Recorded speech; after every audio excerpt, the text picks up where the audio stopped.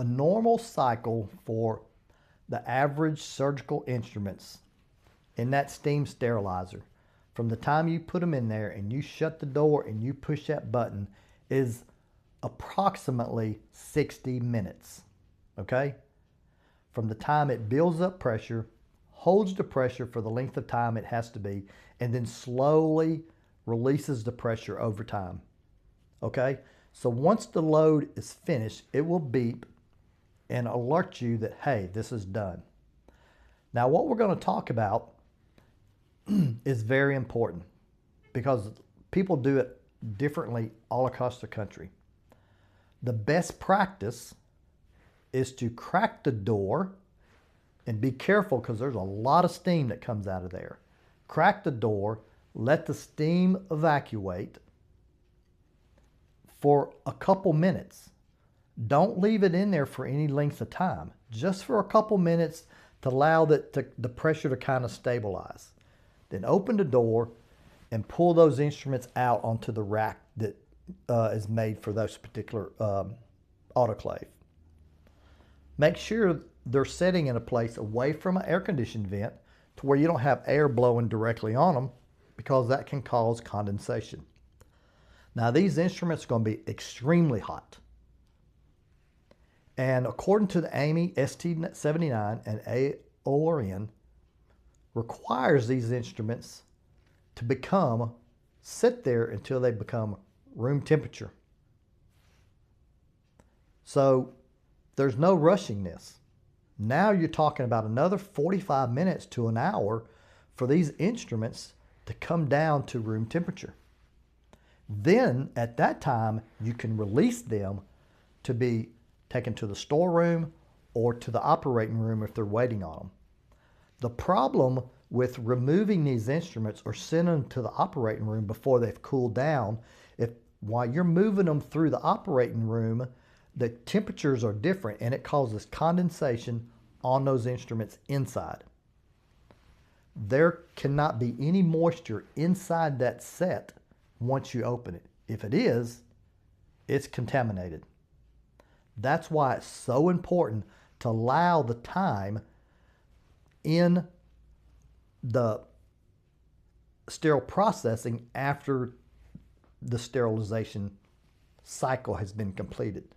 Those instruments are still drying while they're sitting there.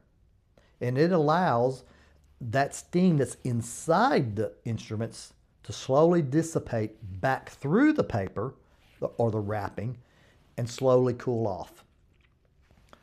So some instruments are very heavy. You have different retractors that have a lot of weight to it. Mallets, those mallets hold a lot of steam and heat, and they hold that heat for a long time. So those heavier instruments are going to take longer to cool off or come to room temperature than a hemostat.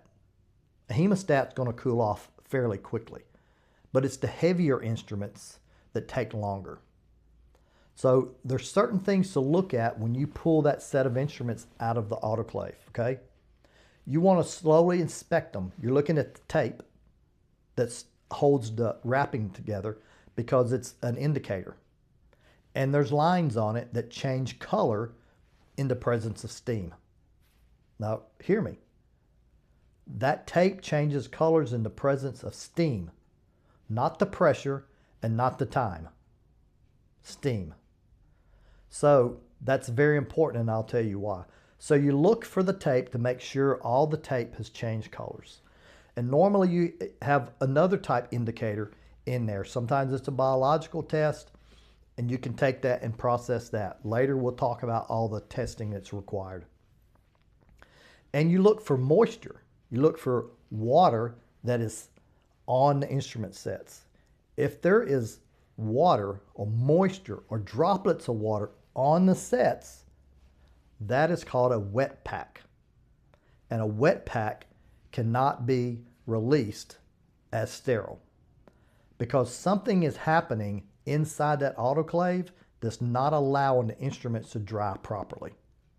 So what you need to do then is take all those instruments, reprocess them, and get maintenance or call the sterilizer company and say, hey, we have a wet pack here.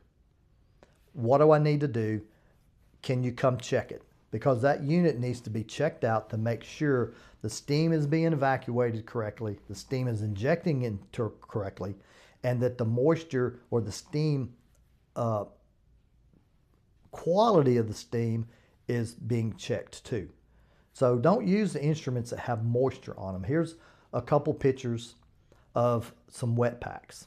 And as you can see, there's water on it. You can't use these instruments because if the water's on the outside, there's going to be water on the inside. So again, don't use a wet pack.